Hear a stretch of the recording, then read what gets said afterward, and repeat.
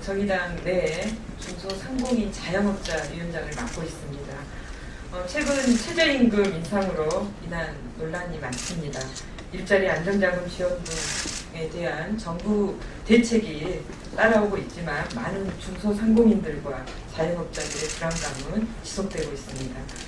내년과 그 이후에도 최저임금 정상화를 위한 인상이 불가피한 상황에서 당장 생계에 위협을 느끼고 있을 중소상공인과 자영업자분들을 위한 대책 마련이 절실한 상황입니다. 이에 정의당 중소상공인 자영업자위원회는 주요 상인단체 대표자분들을 모시고 정부 대책의 문제점을 진단하고 보완 대책 수립을 요구하고자 합니다. 오늘 기자회견에 함께해 주신 분들 소개해 드리겠습니다. 먼저 저희 당의 중소상공인위원회 부위원장을 맡고 계십니다. 이용우 부위원장 함께해 주셨습니다. 이재정 사무국장도 오셨고요. 그리고 정책위원회 김건호 정책위원도 함께해 주셨습니다. 주요 상인단체 대표분들을 소개해 올리겠습니다. 한국중소상공인 자영업자 총연합회 임태현 회장님 모셨습니다. 한국중소유통상공인협회 배재용 본부장님도 함께해 주셨습니다. 전국 복합 쇼핑몰 비대위 신규철 집행위원장 함께해 주셨습니다. GS 편의점 가맹주이신 이호준 사장님 함께해 주셨습니다. 고맙습니다. 먼저 저희가 이 상인단체 대표분들이 참석하셨기 때문에 현장에서 겪는 이 생생한 말씀을 먼저 전해드리고요. 그리고 저희가 준비한 기자회견문을 발표해 드리겠습니다. 먼저 임태현 회장님부터 말씀 전해드리겠습니다. 입니다. 많은 이야기들이 오가고 있는데 자칫 잘못하면 이런 것들이 그 현상만을 얘기하고 본질을 오도하는 이런 상황들이 계속 전개되는 것 같습니다. 그래서 최저임금과 관련돼서 저희 중소자영업자 우리 소상공인 중소자영업자 총연합회에서는요 입장이 이렇습니다. 그 노동자들의 최저임금 인상에 대해서 저희는 원칙적으로 찬성을 합니다. 그리고 그런 것들이 잘 돼야 된다고 생각을 합니다. 그래서 이거를 크게 우리는 두 가지로 보고 있는데 지금 최근에 여러 가지 얘기들이 나오고 있지만 가장 본질적으로는 노동자들의 그 최저임금 인상을 통해서 노동자들의 본래적 취지가 좀 훼손되지 않게 좀 집중을 했으면 좋겠습니다. 이게 노동자들이 최저임금 인상을 통해서 소득 증대를 꾀하기 위해서 이게 만들어졌고 노동자들의 노동 환경을 개선하기 위해서 만들어졌다는 점을 제대로 생각을 하면서 계속 이것이 지켜지길 바라고요.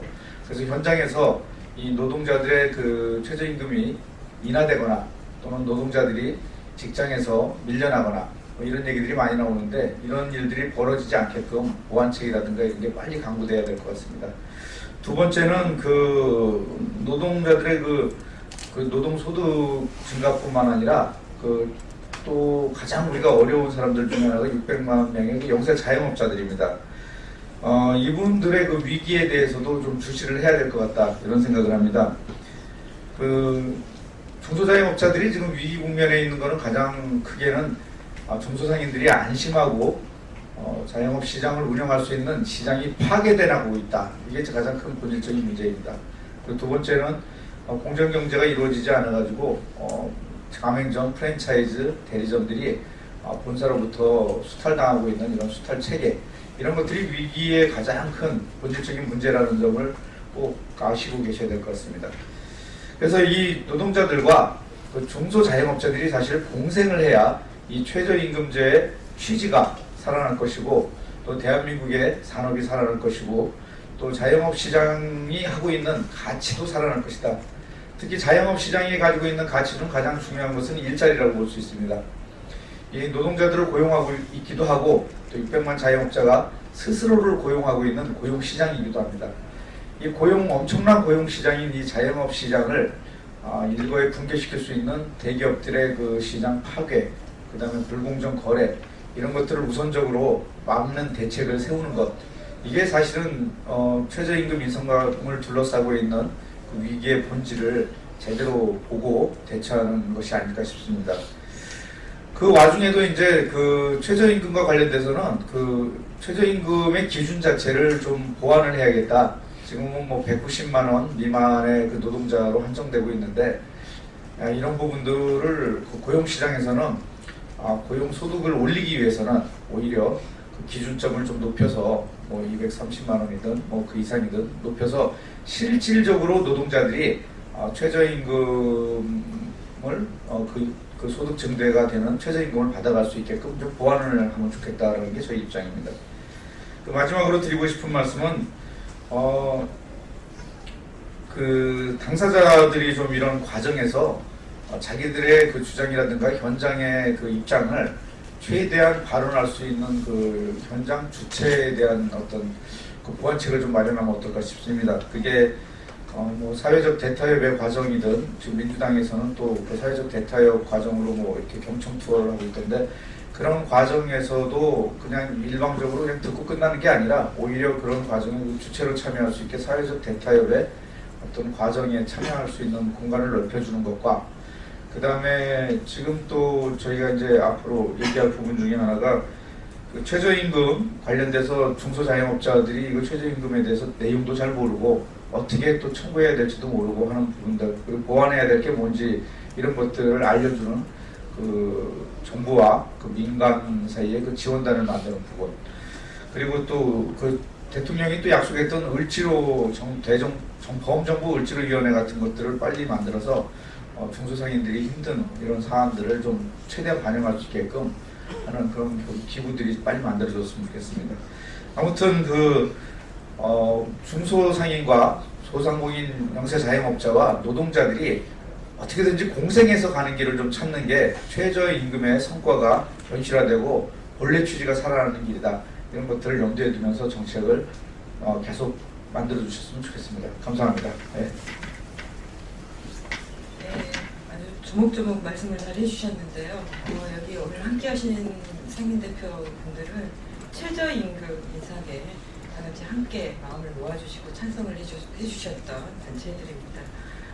최저임금 인상이 이 자영업자분들과 갈등 구조로 이렇게 기사화되고 읽히고 있는 이 부분들은 사실 참 유감이고요. 오늘 말씀은 노동자와 자영업자 간의 상생의 그 메시지를 정확히 해주신 것 같습니다. 한 분 더 좀 모시겠습니다. 신규철 집행위원장 모시겠습니다.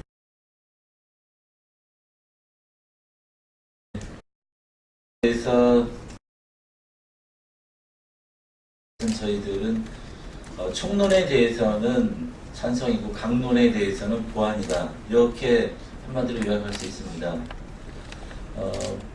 총론에 찬성하는 것은 우리가 이 시대가 앞으로 정말 노동자들이 최저임금 인상을 통해서 삶의 질이 보장될 때 우리 자영업시장의 내수도 촉진된다는 그런 믿음을 갖고 있기 때문에 저희는 총론에서 찬성하는 것이고요. 강론에 대해서 보완하자는 것은 사각지대가 많이 있다는 뜻입니다. 복지에도 사각지대가 있듯이 최저임금 적용에 있어서도 사각지대가 많이 있기 때문에 이것을 해소해 나가야 된다. 그러기 위해서 보완해야 된다. 이 보완을 하기 위해서 가장 중요한 것은 현장의 목소리를 듣는 겁니다. 지금처럼 현재 장관들이 이렇게 나서서 하는 것은 물론 뭐 필요하겠습니다만 세세한 부분은 잘 터치할 수가 없다. 그래서 저희 상인단체와 정부가 합동으로, 민간 합동으로 지원단을 구성해야 된다. 그래서 사각지대를 해소해야 된다고 봅니다. 저희 상인들이 저희가 이래저래 얘기를 들어보면 말 못할 사정들이 많이 있습니다. 일하시는 이제 노동자들께 해서 뭐 신용불량이라든가 아니면 뭐 가족이 여러 명이 가입해 있는데 내가 또 그 고용보험이나 이걸 들어야 되냐, 차라리 난 그걸 들지 않겠다. 차라리 10몇만 원 드는 그런 고용보험료라든가 사대보험을 내느니 그냥 월급 좀 더 받겠다. 이런 얘기에서부터 굉장히 다양한 사례들이 존재하는데 이 이야기를 사실 다 내놓고 얘기하기가 굉장히 어려운 형편입니다. 그렇기 때문에 같은 당사자로서 상인들이 그런 고충들을 같이 들어주고 그것이 곧바로 행정으로 연결돼서 그런 사각지대들을 체계적으로 정부가 대응책을 내놓고 하는 이런 민간 협력 시스템이 되지 않고서는 이러한 그 현장에 있어서의 어려움들을 절대 극복할 수 없다 이렇게 생각됩니다. 그러므로 정부는 한시바삐 우리 상인단체와 함께 민간 합동지원단을 구성해 주시기를 요청드립니다. 마지막 한 분 더 모시겠습니다. 지금 밤새 그 편의점에서 이렇게 일하시고 몹시 피곤한 얼굴로 오늘 기자회견에 참석해 주셨는데요. GS 편의점 가맹주십니다.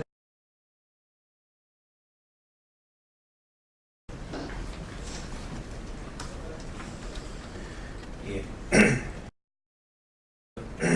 며칠 커뮤니티 있는 한 가맹점주가 일자리 지원자금, 일자리 안정자금을 신청할 수 없다며 탄식하는 글을 올렸습니다.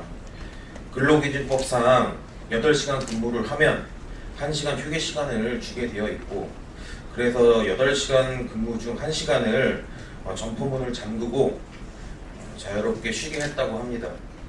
주유수당과 교통비를 지급하지만 휴게 시간은 무급으로 처리를 했는데, 근로복지공단에서 주 40시간 노동 시 받아야 하는 급여 157만 원 이하이기 때문에 신청 요건이 안 된다는 얘기를 했다고 합니다. 저는 최저임금 인상에 따른 여러 가지 지원 방안이라고 나오는 것들이 누구를 위해서 나왔고 누구와 얘기해서 나왔는지 정말 궁금합니다. 지켜야 할 법을 지켰는데도 지원을 받지 못한다니 이게 어디 위에 있어야 하는 지원입니까? 매출은 오르지 않는데 최저임금 대폭 인상에 전전긍긍하는 와중에도 감히 일자리 안정자금을 신청하지 못하는 것이 편의점 가맹점주의 현실입니다. 일자리 안정자금 신청이 미미한 이유는 바로 가맹점주의 현실이 반영되지 않은 데에 있습니다. 근로기준법대로 다 지켜도 요건이 안 된다는 말이 안 됩니다. 정부 정책과 현실 사이에서 가맹점주만이 중간에서 끼어서 고통받고 있는 현실입니다. 카드 수수료 우대구간도 마찬가지입니다. 우대구간 수수료를 받을 수 있는 연 매출 3억 미만, 5억 미만 구간은 편의점의 경우 소수입니다.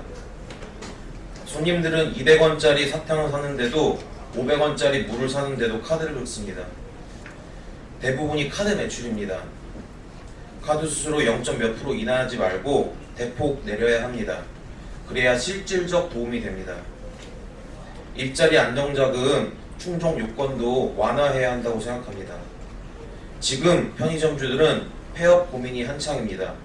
점포를 어떻게 운영해 나가야 할지 모르겠다고 탄식뿐입니다.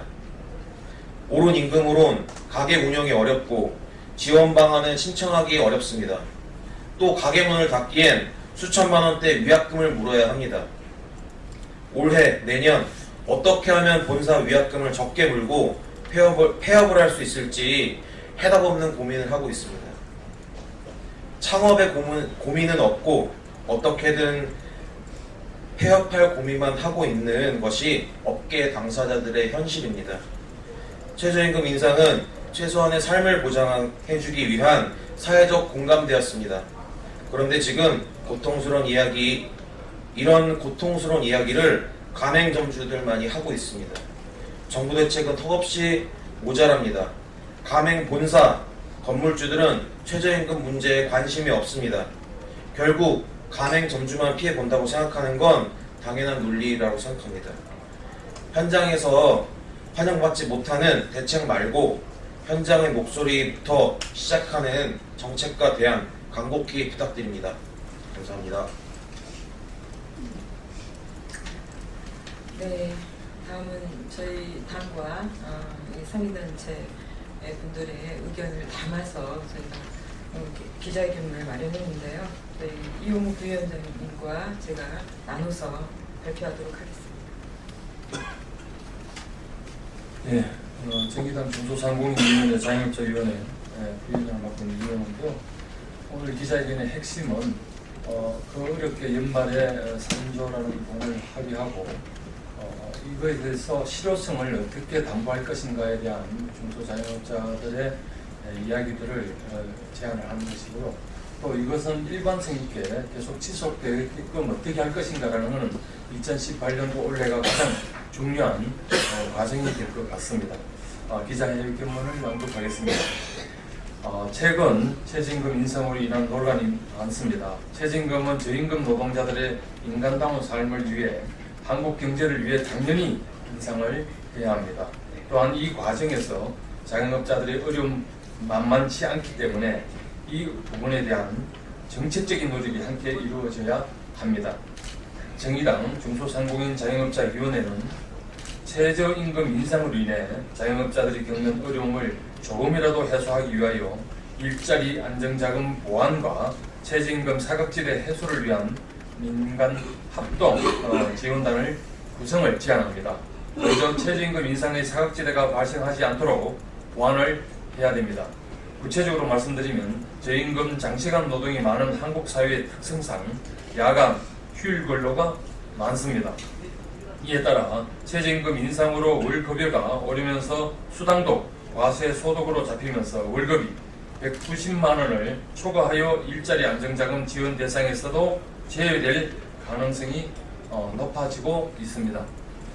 정부는 이러한 문제를 해소하기 위해 수당 비과세 기준을 월급여 150만 원에서 180만 원으로 늘리는 소득세법 시행령 개정안을 입법 예고하였습니다. 하지만 대상이 생산직 노동자로 한정되어 있습니다. 저임금 장시간 노동자가 많은 곳이 바로 중소상공인 자영업자들이 있는 곳입니다. 결과적으로 서비스 업종 노동자들은 정작 지원을 받지 못하는 문제가 발생하고 있습니다. 따라서 확대되는 비과세 소득 범위 대상에 대하여 기존 생산직 노동자와 함께 서비스직 노동자들을 포함시켜 일자리 안정자금 지원의 사각지대를 해소하여야 합니다. 또한 연간 수당 비과세 한도 금액도 월정 금액 인상 150만 원에서 180만 원에 맞추어서 현행 연 240만 원에서 연 360만 원으로 상향 조정하여 지금 지원의 실효성을 자금 지원의 실효성을 높여야 합니다. 정의당은 입법 예고 중인 소득세법 시행령 개정안에 대하여 위 내용을 담은 의견서를 지난주 기획재정부에 전달하였습니다. 이제 핵심적인 오늘 내용 민간 합동 지원단에 대해서 주혜선 의원님 발언이 있겠습니다. 두 번째로 최저임금 사각지대 해소를 위한 민간합동 지원단 구성을 제안합니다. 정부는 최저임금 인상 안착을 위해 일자리 안정자금 홍보에 적극 나서고 있습니다. 하지만 영세 중소상공인들의 경우 일자리 안정자금 자체도 잘 모르는 경우가 많고 알고 있더라도 정부의 추가 보온 대책들은 알고 있지 못해 지원을 꺼리는 사례가 많습니다. 지난 16일 정의당 중소상공인 자영업자위원회와 간담회를 가진 홍종학 중소벤처기업부 장관도 아직 홍보가 많이 부족하다는 점을 인정한 바 있습니다. 따라서 최저임금 사각지대 해소를 위한 민간합동지원단을 구성해서 일자리 안정자금에 대한 적극적인 홍보와 함께 중소상공인 자영업자들의 이해와 요구를 구체적으로 끌어안아야 합니다. 이를 통해 기존의 정책에서 담아내지 못한 지원 대상과 추가로 보완해야 할 점을 발굴하여 일자리 안정자금의 안정성과 지속성을 확보해야 합니다. 최저임금 사각지대 해소를 위한 민간합동지원단은 무엇보다도 당사자인 중소상공인 자영업자들이 참여해야 제대로 된 결과가 나올 수 있습니다. 정의당은 최저임금 사각지대 해소를 위한 민간합동지원단 구성을 함께할 수 있는 것은 있는 대로 최선을 다해 돕겠습니다. 마지막으로 제도 개선에 대해서 한 말씀 드리겠습니다. 복합 쇼핑몰 등 대규모 점포 규제, 상가 임대차 보호, 가맹금 인하, 갑질 문제 개선 등은 중소상공인 자영업자의 생존을 위해 반드시 이뤄내야 할 개혁과제입니다. 중소상공인 자영업자가 최저임금 인상 효과를 직접적으로 받기 위해서는 위의 제도 개혁이 이루어져야 가능하기 때문입니다. 그렇지 않으면 최저임금 인상의 효과를 재벌 대기업과 건물주 등이 가져갈 것입니다. 이러한 제도 개혁은 소득 주도 성장을 위한 전제 조건입니다. 따라서 정의당은 개혁 입법의 통과를 위해 정부 여당과 함께 노력할 것입니다. 하지만 제도 개혁을 통해 이러한 조건을 개선하는 것이 최저임금 인상의 대책으로서 충분한 것은 아니라는 데 어려움이 있습니다. 현재 한국의 중소상공인 자영업자들은 대기업의 골목 상권 침투와 갑들의 횡포로 이미 기진맥진해 있는 상태이기 때문입니다. 따라서 제도 개선대로 적극적으로 추진하되 당사자들을 대상으로 한 좀 더 구체적이고 현실적인 정책과 선세한 접근이 필요하다는 말씀드립니다. 정부와 정치권은 오늘 정의당이 제안한 일자리 최저임금 인상의 사각지대 해소와 민간합동 지원단 구성에 적극적으로 나서줄 것을 부탁드립니다. 2018년 1월 29일 정의당 중소상공인 자영업자위원회. 마지막으로 기자회견을 정리하면서 한 말씀 더 드리겠습니다. 저희가 사각지대 해소를 위한 민간합동 지원단을 구성을 요청을 했는데요. 이건 정부 정책의 성공을 위해서 진심을 담아 드리는 제안입니다. 현장을 찾아 삶의 현장에서 세심한 이 문제들을 해결하는 그 답이 나올 거라는 그런 확신이 있어서 드리는 말씀입니다. 빠른 시간 내에 답이 있기를 간절히 바라면서 기자회견 마치겠습니다. 고맙습니다.